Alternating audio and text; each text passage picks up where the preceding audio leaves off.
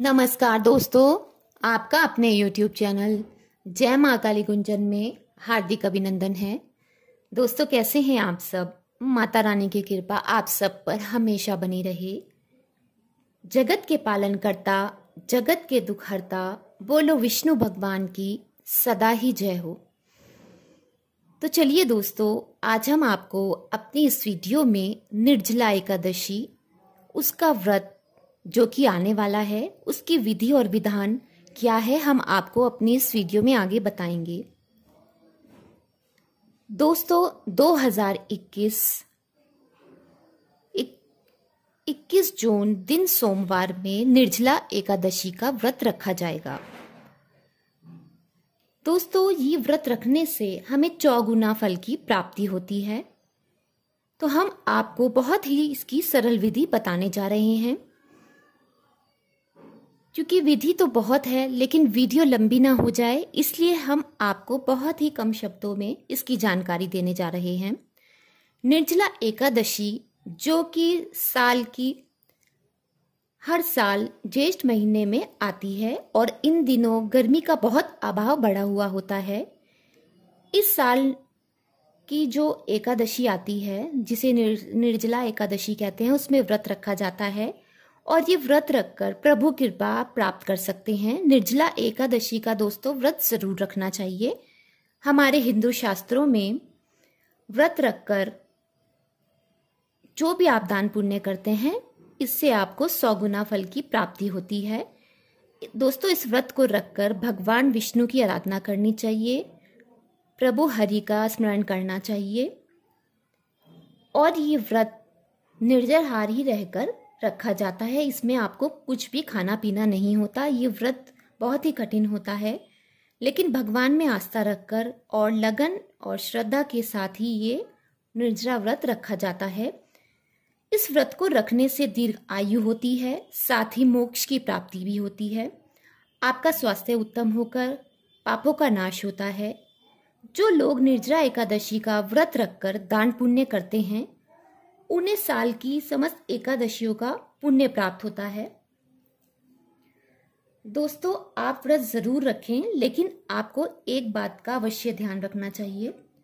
जो लोग बीमार हैं या किसी तरह की उनकी दवाइयाँ चल रही हैं या शारीरिक रूप से वो कमज़ोर हैं, वो लोग ये व्रत ना रखें, क्योंकि इस व्रत में पूरा दिन कुछ भी खाना पीना नहीं है, तो उनके लिए ये व्रत रखना थोड़ा कठिन हो जाएगा।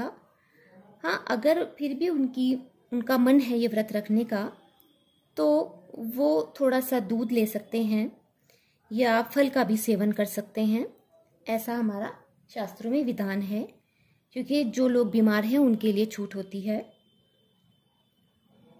भगवान मन की आस्था देखते हैं, तो आप भी ये व्रत रख सकते हैं। और दोस्तों, इस व्रत में जो ये एकादशी का व्रत आता है, इस व्रत में चावल बिल्कुल नहीं खाए जाते। चावल खाना बिल्कुल वर्जित माना गया है। और जो लोग साल भर एकादशी का व्रत रखते हैं, वो इसकी विधि विधान अच्छी तरह से जानते हैं कि किस तरह से ये व्रत रखा जाता है। दोस्तों, ये व्रत रखकर आप अपने तन मन को शुद्ध कर सकते हैं। निर्जला व्रत रखकर दोस्तों जल बांटना बहुत ही शुभ माना गया है, बहुत ही उत्तम माना गया है। जल को आप किसी भी रूप में बांट सकते हैं। जगह जगह आप प्याऊ लगा सकते हैं। आप किसी को भी इसका सेवन करा सकते हैं। आप मंदिर में या किसी गरीब को भी दान पुण्य कर सकते हैं। मंदिर में या किसी भी गरीब को या जो भी ज़रूरतमंद है, आप मिट्टी का घड़ा या तांबे का घड़ा या स्टील का घड़ा या स्टील के गिलास, जो भी आपकी सामर्थ्य हो, वो आप उसमें जल भरकर, खाली नहीं देना, जल भरकर ही इसको दान करना चाहिए। और आप मंदिर में या किसी ज़रूरतमंद को पंखा भी दान कर सकते हैं। फल भी इसमें दान करने का बड़ा ही महत्व है। आपको इसमें जितना हो सके दान पुण्य करना चाहिए, क्योंकि दान पुण्य करने से बहुत ही समस्त आपको 100 गुना फल की प्राप्ति होती है। आपके पापों का नाश होता है। ऐसा हमारे शास्त्रों में लिखा गया है। दोस्तों, निर्जला व्रत जो होता है, निर्जला एकादशी को भीमसेनी एकादशी भी कहा गया है। क्योंकि इस निर्जला एकादशी पर भीम ने निर्जर होकर व्रत रखा था और फिर अगले दिन व्रत खोला था। आप भी अगर निर्जला एकादशी का व्रत रखना चाहते हैं तो व्रत वाले दिन आप नहाकर अच्छे से अपने घर में साफ सफाई करें और अपने घर के मंदिर में भगवान विष्णु के समक्ष खड़े होकर दीपक जलाएं और उनसे कहें कि मैं ये व्रत रखने जा रहा हूँ या जा रही हूँ। साथ ही आपको व्रत के नियमों का अच्छे से पालन करना है। अब घर के मंदिर में आप बैठकर दीपक जलाएं और भगवान हरि को, भगवान विष्णु को पीले पुष्प अर्पित करें, उनको पीला टीका लगाएं और भोग प्रसाद में आपने उनको पीले ही फल का आपने भोग लगाना है। फिर उसके बाद आपने कथा प्रारंभ करनी है, कथा पढ़नी है। कथा आपने पढ़ने के बाद जो पाठ आपको करना है वो मैं आपको बता रही हूँ। इसको पाठ करने से निर्जला एकादशी का जो व्रत है या एकादशी का जो भी व्रत रखते हैं, इसमें भगवान हरि का ही, भगवान विष्णु का पाठ किया जाता है। तो भगवान विष्णु आपके सारे कष्टों को दूर कर देते हैं। वो पाठ क्या है मैं आपको बता रही हूँ। ओम नमो भगवते वासुदेवाय नमः। ओम नमो भगवते वासुदेवाय नमः। आपको ये जाप करना है। ये जाप आप पूरे दिन में किसी भी समय कर सकते हैं, इसमें कोई समय निश्चित नहीं है। आप चलते फिरते पढ़ सकते हैं, रात्रि काल में भी इसको आप जाप कर सकते हैं।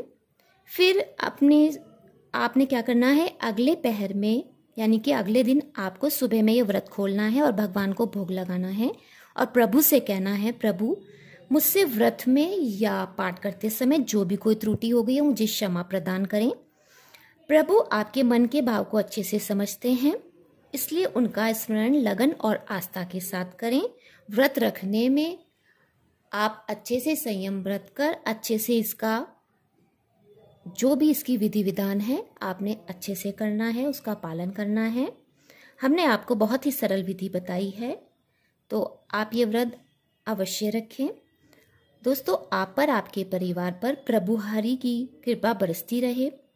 दोस्तों, अगर अभी तक आपने हमारे चैनल को लाइक, शेयर और सब्सक्राइब नहीं किया है तो प्लीज़ जल्दी से कर दीजिए। धन्यवाद। जय माता दी।